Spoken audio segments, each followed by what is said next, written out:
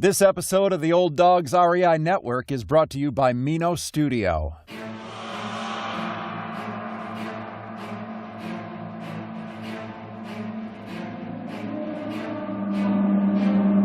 In a world where jobs are how most people make money, one man, one desire, one challenge dares to break the mold. Welcome to the Old Dogs REI Network, where we don't work for money. Money works for us. Coming soon. Viewer discretion advised.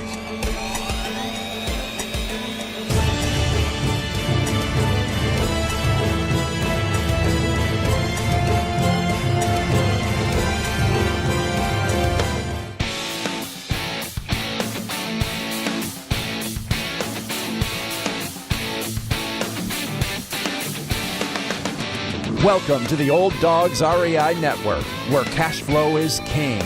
Real estate investing, the means, so you can enjoy your retirement dreams. This is the show where we cut right to the chase. No sales pitch, no long monologues, just simple how-to real estate investing advice, so you can earn the passive income you need to enjoy your retirement today. And now, your host and chief old dog, Bill Manacero. Welcome to the Old Dogs REI Network. I'm your host, Bill Manacero, and this is a show where 50-plussers and anyone else who wants to join us get solid, no sales pitch real estate investing advice to help generate real cash flow. This podcast airs twice weekly on Mondays and Fridays, and if you aren't already a subscriber, go to iTunes, type in Old Dog, spelled D-A-W-G, find our podcast, and subscribe. Well, we have a show here that actually I've been waiting, 200 some odd episodes here to do here, and I'm real excited about it because our guest today is Brian Hennesey. And Brian is the author of the Due Diligence Handbook for Commercial Real Estate. Yeah, now this is an area I've talked about due diligence a lot, those that have listened to this podcast, and you know how critical this area is. So I was real excited to find out about Brian. He's been in the commercial real estate industry for over 30 years as a commercial broker, senior vice president of acquisition dispositions, and also ran his own real estate syndication asset management company. He's represented a number of Fortune 500 tenants, including Bank of America, the Walt Disney Company, and Baxter Healthcare. The Due Diligence Handbook was written originally as a personal reference tool / checklist to make sure he included the many facets and volume of information that is needed for commercial real estate transactions. Brian conducts seminars where he teaches the principles presented in the book in much greater detail.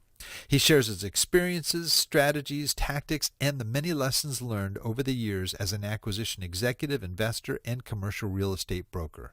He believes his book helps to raise the bar and standards for those professionals involved in purchasing commercial properties. Well, Brian, welcome to the Old Dogs REI Network. Well, Bill, thanks so much for inviting me on. I really appreciate it. Well, we're glad to have you on. This is an area I have been wanting to really tap into somebody's expertise in, and we have a number of folks. Some are investing in commercial, some are not. But either way, I think a lot of the concepts and the ideas can be applied sort of across the board here. So I'm really interested in hearing not only about due diligence, but about your background too. And maybe you can just kind of tell us how you got into real estate investing in the first place. Well, I'll tell you a little bit how this whole due diligence thing came up as well. I was a commercial broker for about 18 years, and one of my clients said, "Hey, I'm starting a real estate investment company and would like to have you come over as my vice president of acquisitions and dispositions." And I thought, well, that's pretty interesting. I've always wanted to be on the buy side, so let me go over there and start work with them. How difficult can it be? That's a natural slide. Well, once I got over there, I found out it is, in fact, a very different role to play as a buyer. And the first couple of transactions we were involved with involved a couple of large office buildings in Dallas that were being sold by a Canadian investment firm, and I was dealing with the vice president there, who quickly figured out that I was a neophyte when it came to purchasing office properties as a buyer, and quickly took me to school. And I actually learned a whole lot from those first couple of transactions, but I just was this very stressful scenario, because I had like 4 or 5 legal pads in front of me trying to keep track of all the different questions and things that I was asking of certain people and who owed me what information. And as our due diligence period went on, the pressure started being turned up on me by the real estate attorney asking for information, the investor, his accountant, the banker. It was just, I couldn't wait for the whole thing to end. It was so stressful, losing sleep over, did I ask that question? Did I ever get the answer to that? So it was, when it finally ended, I was so relieved. And then about a week or so after the transaction was completed, I came into the office, and one of the people said, that the investor I worked for wanted to talk to me. So I went over to his office, and he told me to take a seat. And then he got up and he closed the door behind him, and after a long silence, he said, how could you possibly have missed all this information on these transactions we were working on? Ouch. And I was like, well, I didn't know what to tell him. And then he started going into, you missed this, we didn't get that. Here's a question we never got an answer to. Now we got to deal with this. And all I could do was say, I'm sorry, I didn't realize. And then he finally said to me, I think I made a huge mistake hiring you as my acquisition guy. Oh, and yes. I was humiliated, embarrassed, and all I could do was say I was sorry, And that night when I went home and I was laying in bed, I couldn't get to sleep. I was just thinking, how could I have done that differently? What can I do to make that happen more smoothly? And I finally decided that I was going to make a reference manual for myself and write down all the issues and the questions and create checklists and keep a reference manual, so I didn't have to reinvent the wheel every time that I went out and bought a piece of property. And then over the next about 6 years, I kept track of every transaction. Every time I learned a new lesson, I would write that in my reference manual. It kept growing to be a pretty comprehensive reference manual. And then I finally broke off onto my own. And that went on with him for about 6 years of buying all these properties, about 9 million square feet, all over the country. And we just had a little group, so we really had to be on our A game all the time, because some of these properties were pretty big and portfolios, and it just required a lot of attention. And so I had to develop a system, basically. And then at one point, I decided that and I'd had my own syndication company, which I was acquiring properties for us. And then after the recession hit, I decided to get back into the brokerage end of the business again, which I had been out for a while, and I said, how am I supposed to do this? And decided to use that reference manual and put it in and call it an investor handbook. And I was just as a marketing tool, and put it up on Amazon, never thinking it would sell one copy. I wouldn't even spend the $150 to format it or get a cover design for it. And lo and behold, it started taking off. So I thought to myself, wow, people are actually thinking this information is useful. Maybe I should take it more seriously. And I had it formatted, had a professional cover done for it, and added some stories and things into it, and put it back on, and it took off and ended up becoming a #1 bestseller on Amazon of commercial real estate books. So I think the reason for that is because a lot of people aren't aware of what are some of the things you can do and how deep you can dive into this due diligence. Which I tell people is really, it's kind of the crux of your investment career, because you want to minimize that risk as much as possible. I mean, Warren Buffett says risk comes from not knowing what you're doing. What happened to me is when I became a buyer of this stuff, I really didn't know what I didn't know until I started diving into it. And so what I did when I put that reference manual together is, those are all the mistakes I made. And I always say it's cheaper and easier to learn from others' mistakes than it is from your own. It's also faster too.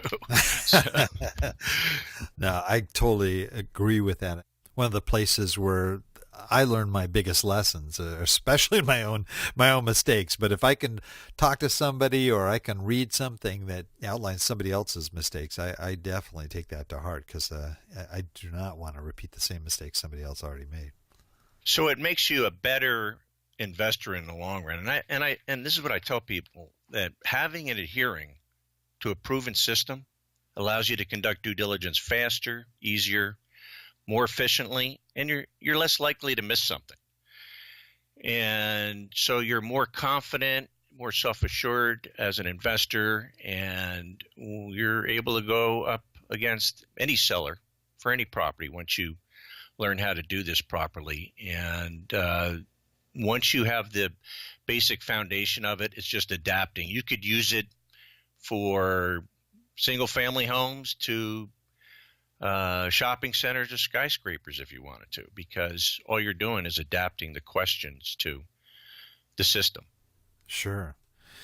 Well, one of the things that just in your speaking right now that really hit home is the idea of learning from somebody else's mistakes. And so I'm actually going to deviate a little bit from our normal line of questions here. I mean, there is one question I ask in most of our guests, and that is your biggest mistake.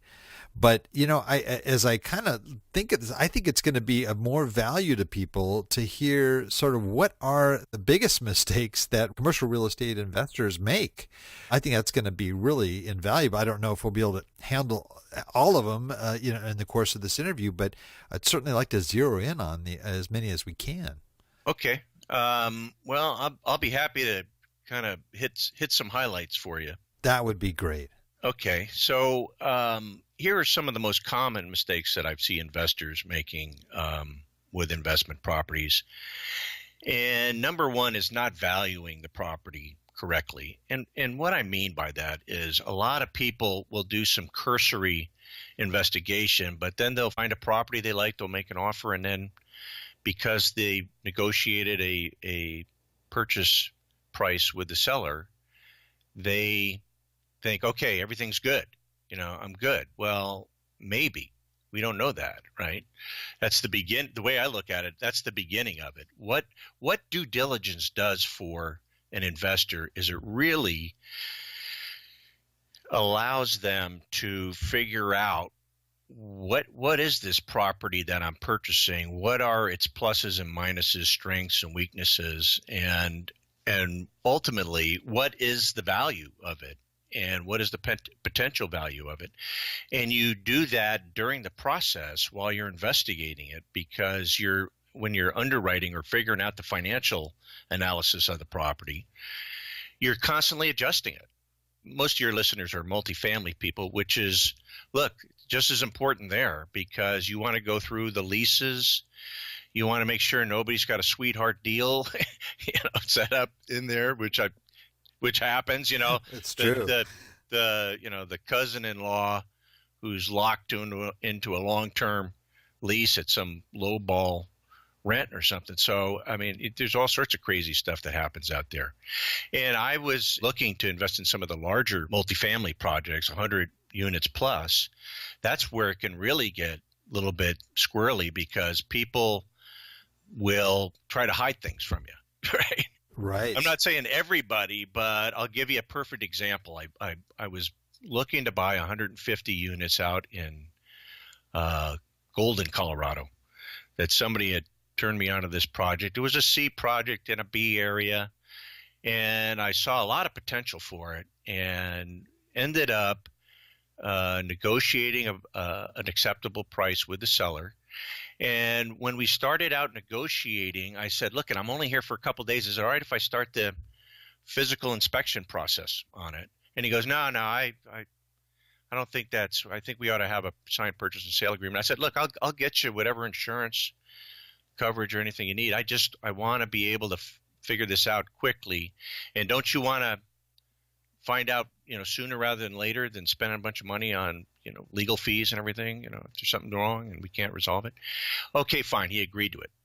So I met a bunch of people, contractors and people out at the property with his property management people. And while we were sitting down going through some stuff in the office, the inspectors were out digging around, and about 2 hours into it, one of the contractors came in and said, can I speak to you for a minute? And I said, sure.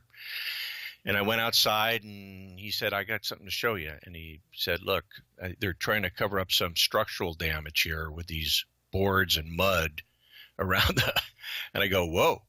And he goes, yeah. And I go, to what extent? And he goes, well, I'm not that far into it yet. And I said, well, why don't you, I got to leave in a couple hours, but why don't you call me when you're finished and give me an idea as to what we're looking at here?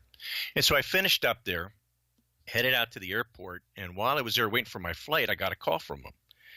And he says, well, I think I've got a pretty good idea of what we're looking at here. And I said, well, talk to me in terms of dollars here. And he says, well, I'm not exactly sure, but there was a lot of spots like that, and it's probably anywhere from $1.5 to $3 million. And I said, that's all I need to know. I'm not going down the road anymore on this one. Right. Man, oh man. And that is the truth with commercial properties. Most people, and in most situations I've heard of, it is really after you've signed the contract that the due diligence, begins, or at least inspections do. And with smaller multis and single family, you can get all that information ahead of time. You can, really can, and most, private owners are going to be open to that, but the clock starts ticking the second you sign that contract, and there isn't a lot of time to collect a lot of information on a property. No, but I always say, but if you don't ask, the answer is always no. So, he said no to me, and I said, well, wait a minute, you don't want to spend a bunch of money on legal fees and everything if we could still continue to negotiate as long as we're moving along. But if I find something that's not resolvable, let's not spend a bunch of money on negotiating the contract. So, and he agreed to it. So that was a pretty good example of what could happen. And that actually worked out, in our favor. So we didn't have to spend a bunch of money on that. The other thing I see people doing, Bill, is not understanding what the lender's underwriting requirements are.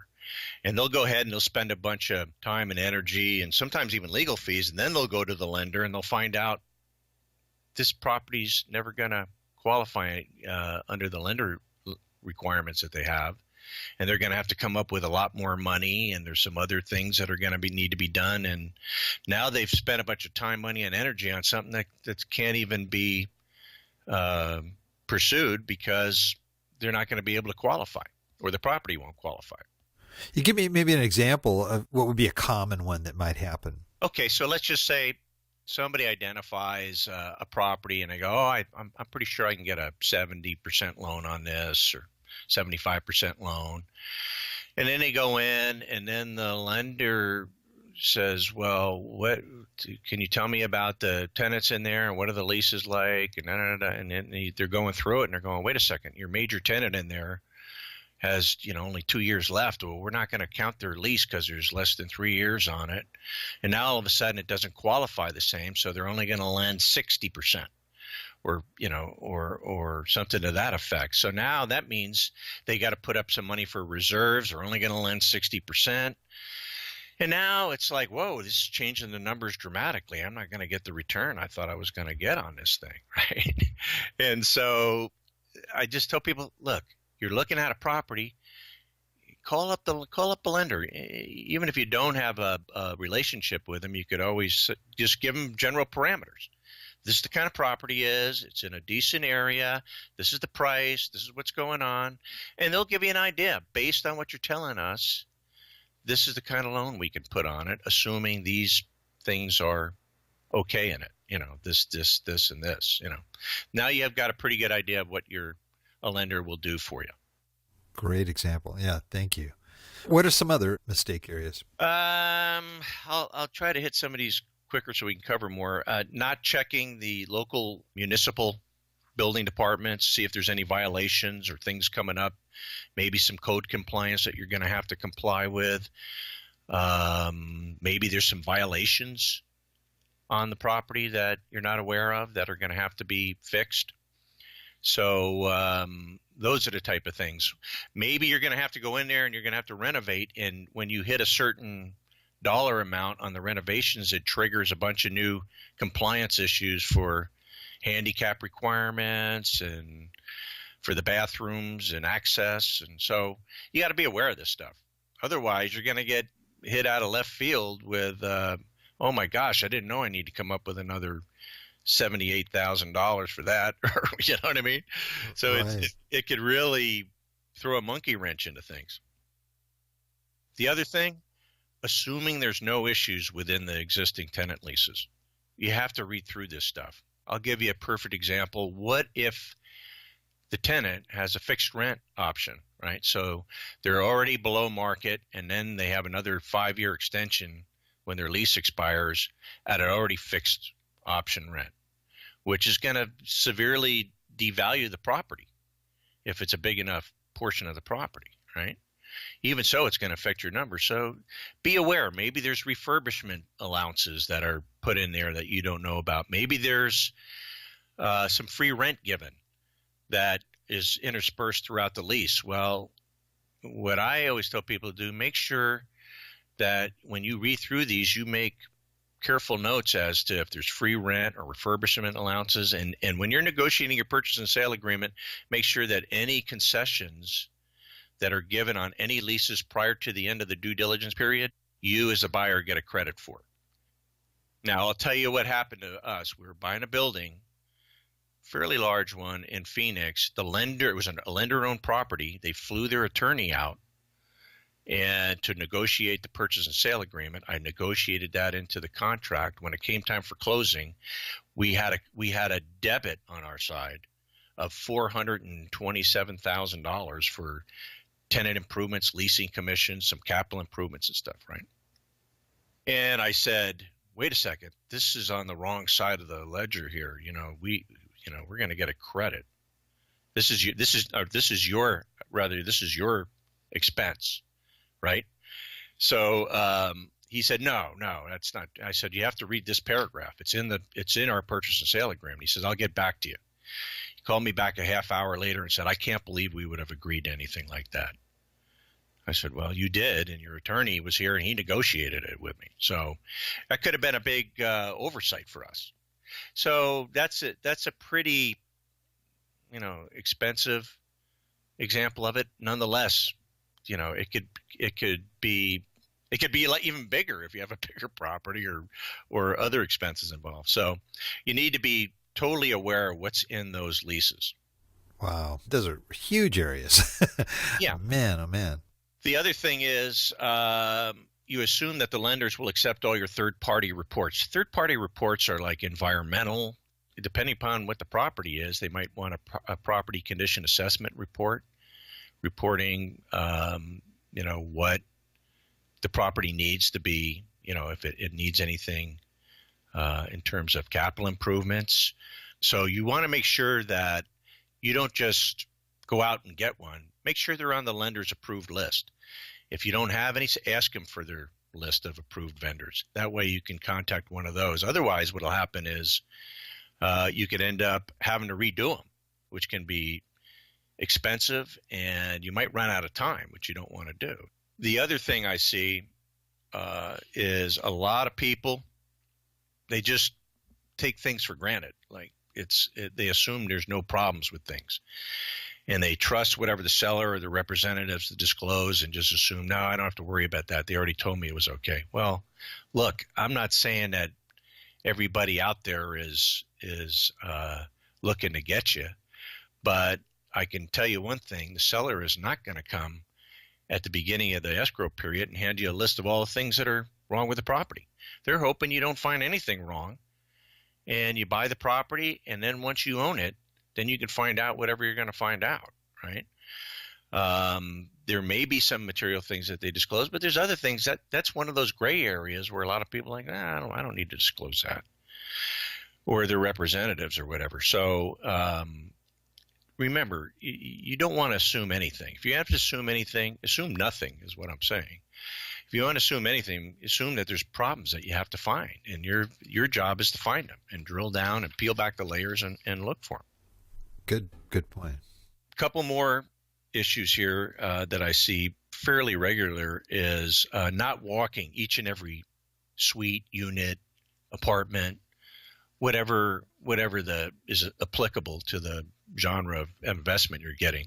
What happens is a lot of times if you're going to buy a commercial property or some multifamily or whatever, and especially if there's a lot of units, you really want to walk each and every unit.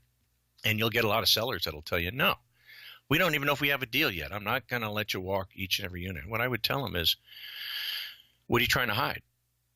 Well, nothing. Well, then there shouldn't be a problem with me going through the units. And I've seen every kind of thing happen. Let's say, especially on bigger sets of units, sometimes you'll find one or two units that have been smoke damaged, mold damaged.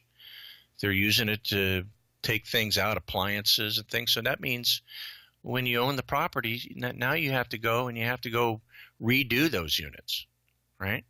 So you want to find out ahead of time, not afterwards. The story I like to tell people is buying a large hotel, 377 room full service hotel from a very well-known international hotel firm, hospitality firm, that if I said the name, you would definitely recognize it. And during the due diligence, I asked to walk all the rooms, and they said, there's no way we're going to let you. That's way too disruptive to our guests. We'll let you walk 25% of them or something like that. And so meanwhile, I'm interviewing the vendors, and one of the vendors said to me, they have quite a bit of rooms here that are out of service due to mold issues. I said, no, I wasn't aware of that.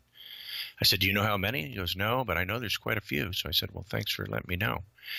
And so as soon as he left, I called the seller and I said, if we don't get to walk each and every one of these rooms here, I'm going to cancel the escrow.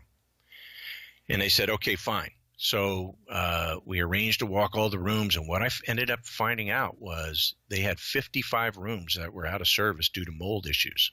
Ouch, man. We ended up getting a $2.5 million discount off the price.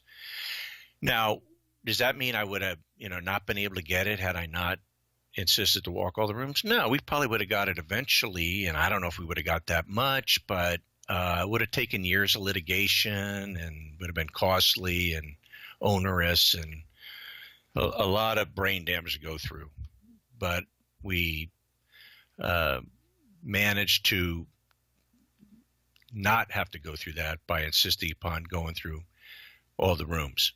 I tell people, don't pass that up. I've seen way too many things happen over the years and heard stories from people that were told they couldn't do it, so they just backed off. And then they found out that a large tenant moved out because they were going bankrupt, and the landlord didn't want the buyer to talk to the tenant and find out about it. So those are the kinds of things we're talking about here. Wow, that's great information. You ever have issues with easements ever on a property? Yeah, sometimes. Most of the time you're going to figure that out during the, getting an ALTA survey, which is the, where they go out and they send a surveyor to go through it and certify it.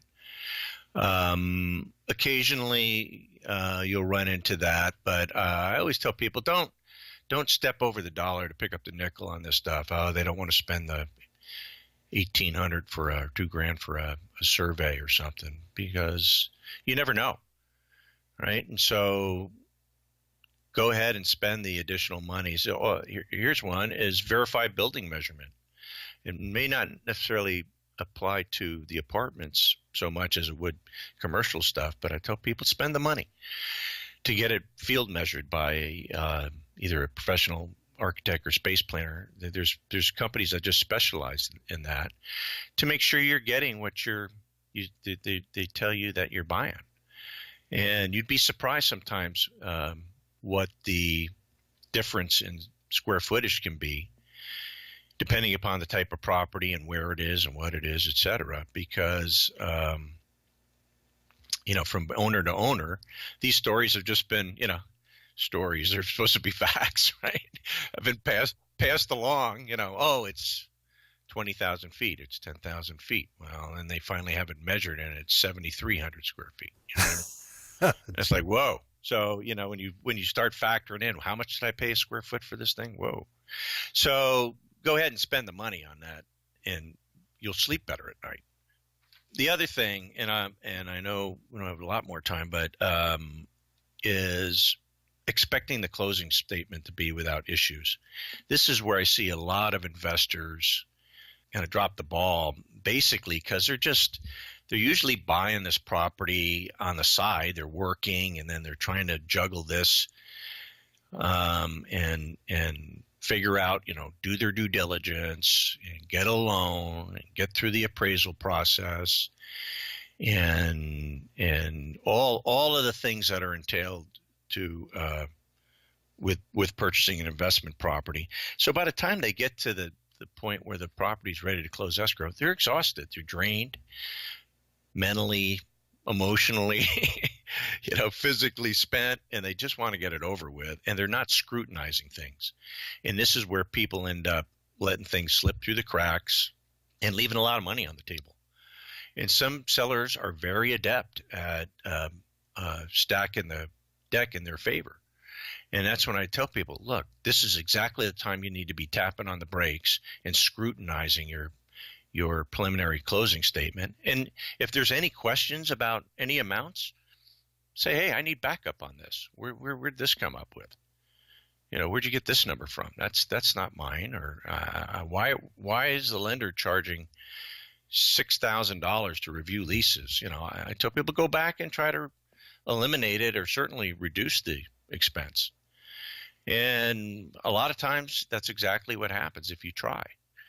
So, but you have to, and I always say, have somebody else that knows what they're looking for look at it as well. Maybe it's your CPA, maybe it's your real estate attorney, maybe it's a property management person, maybe it's another investor friend that is good at scrutinizing this stuff, because by the fourth or fifth time you've looked at it, it all looks the same. They're all jumbling up all the numbers. Oh, sure. Isn't this an area, though, that your attorney should be, to catch stuff like that? Or is this? Well, I tell people, don't just count on one person. It can be a lot of money. And even if it's only a few $1,000s, it's better in your pocket than the other party's pocket. And it's just a matter of making it a habit of scrutinizing it and slowing down and going through it methodically.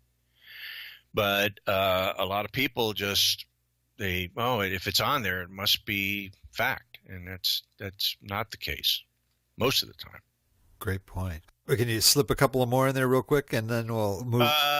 Okay, sure. Yeah.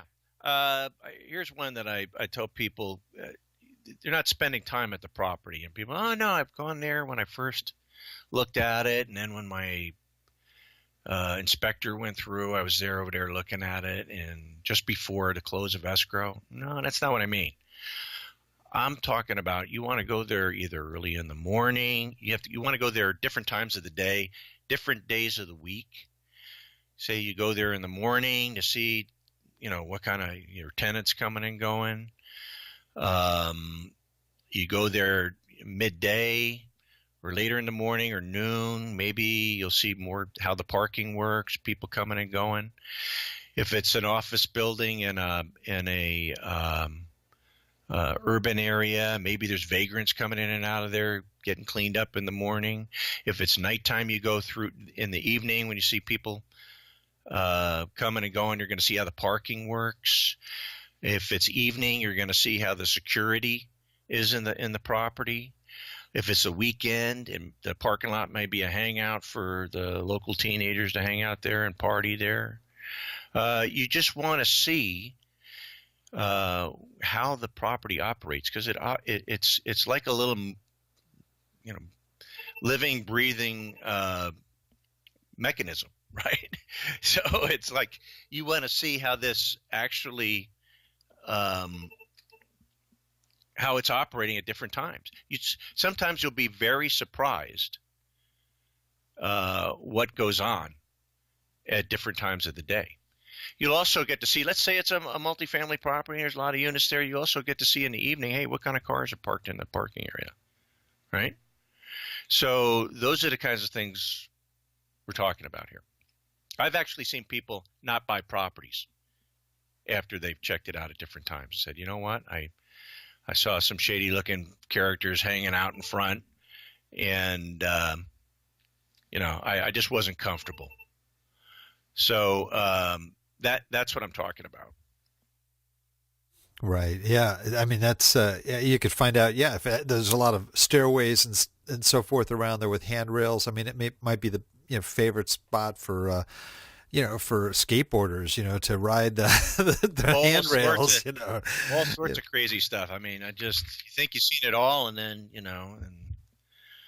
and then you see something else, and that's another one for the books. But these are all important things that we don't spend. Most investors won't spend time on. And here's the thing about learning how to properly conduct due diligence is once you learn how to do it, you get better and better at it with each time you go to invest in a property. And it's like anything else, like riding a bike. The more you do it, the better you get at it. Well, as an investor too, and like you touched on earlier, a lot of our listeners are investors or looking to get into real estate. Some are maybe own a couple of homes, but they really want to move into multifamily, and they've got those that are looking at office buildings. So there's a wide variety of folks that listen. But what would you say as an investor? What was your biggest success that you've ever encountered? The biggest success is it's kind of a double-edged sword. It was my biggest success and my biggest failure. The biggest success was I ended up buying 350,000 feet of office buildings, 5 office buildings in Houston. And I bought them. It was my first large acquisition, and it was in March of 2007. I ended up adding about $700,000 worth of net operating income the first 16 months I owned it. And what happened was we got hit by the recession. I put it back on the market. I actually had it in escrow 2 different times where we were going to double our money, but we couldn't get a lender to lend on them because all of a sudden the subprime thing was coming up. So I ended up hanging on to the property for 3 years. What ended up happening, it was cash flowing, and GE Capital ended up buying the loan.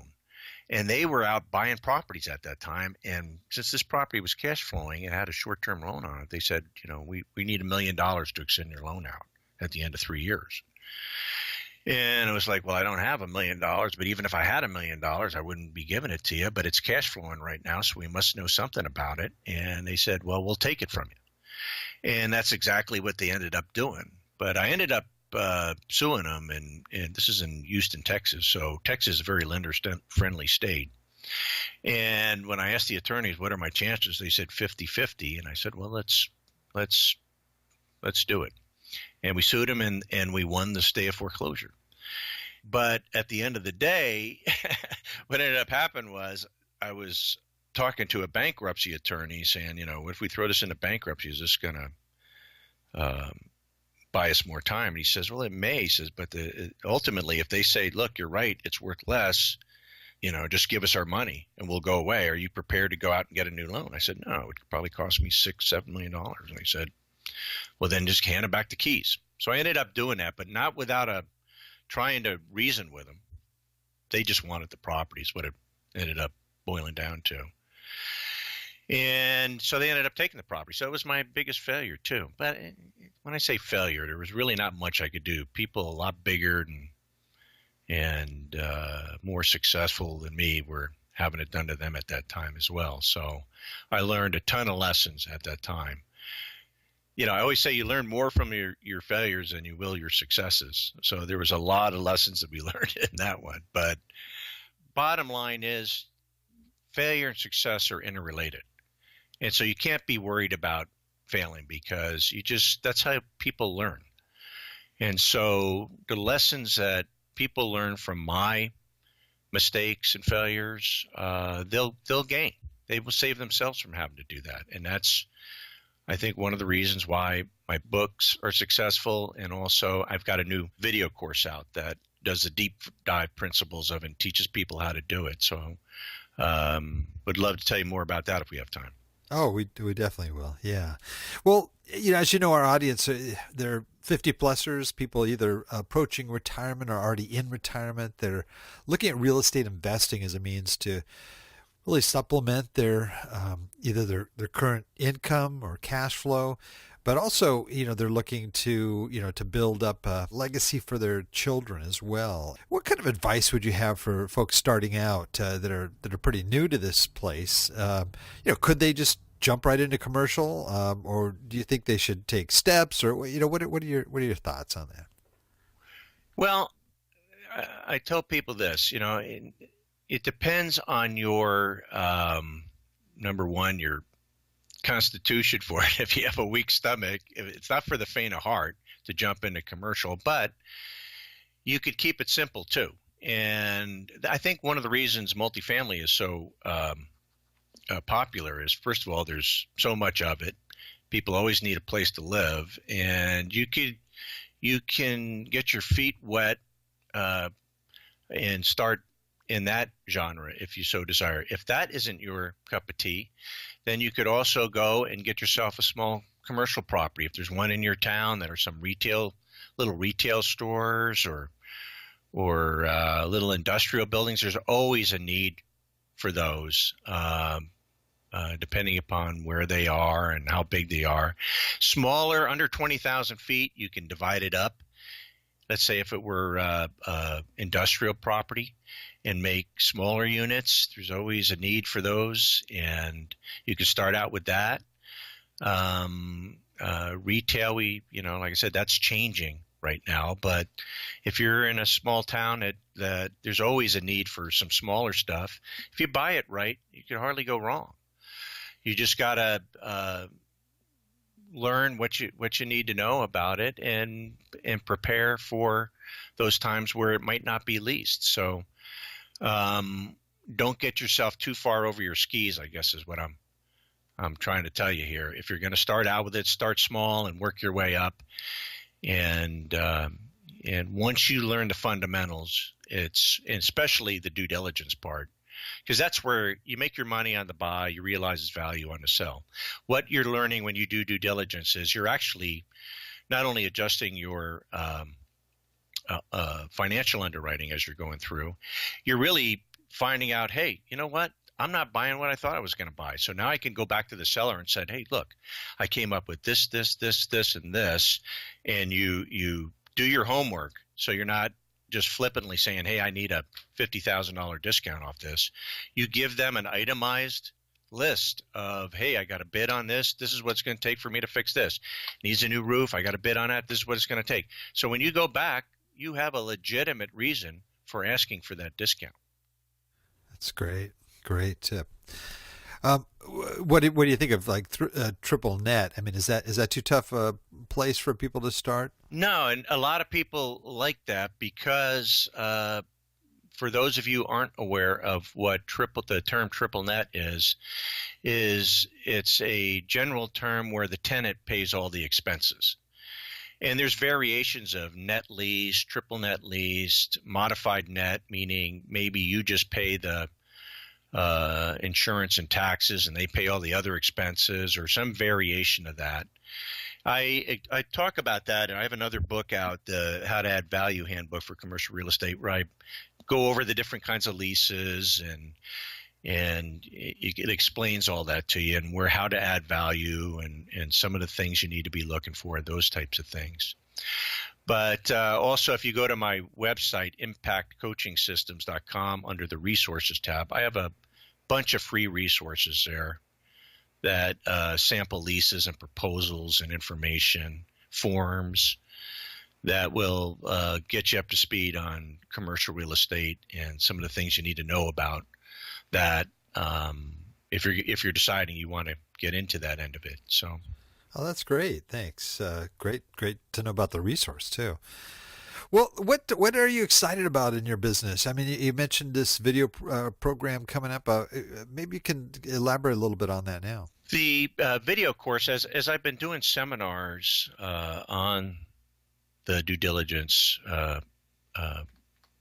handbook that I put out, a lot of people kept coming up to me and asking me, do you have a video course out that goes into greater detail on some of this stuff? And I kept saying, I'm thinking about doing it someday. I will. I finally did it.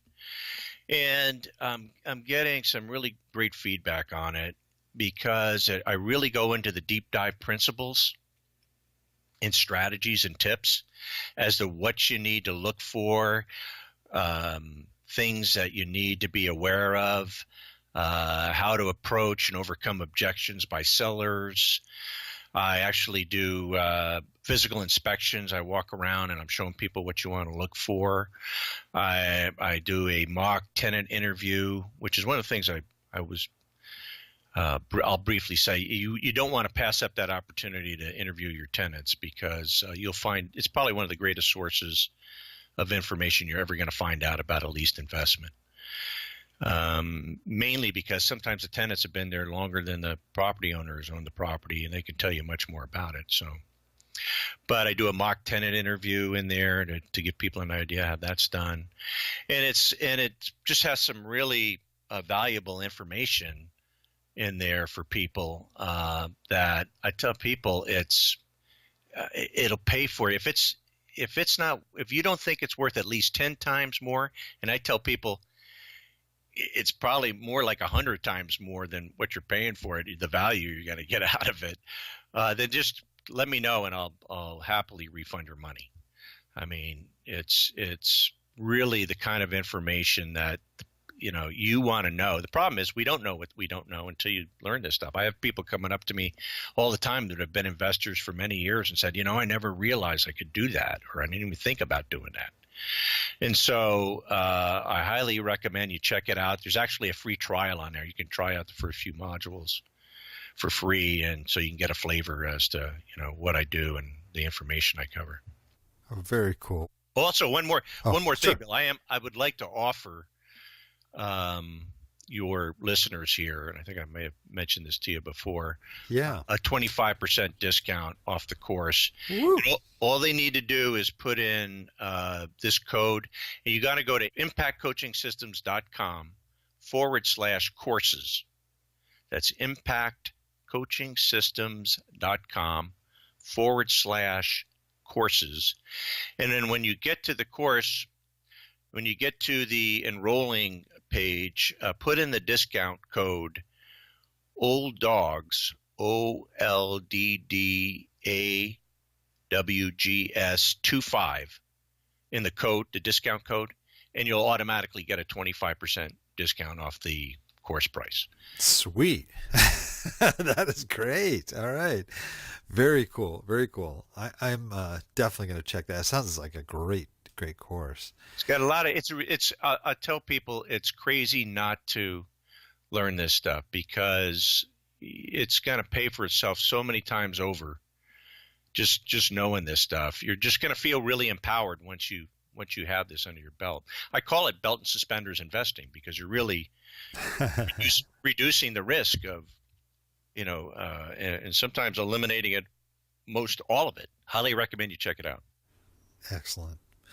Well, thanks for that, Brian. Well, time has zipped by here way too fast, and I still want to see if I can squeeze in here this wrap it up session if Sure. you're up for that. Yeah, absolutely.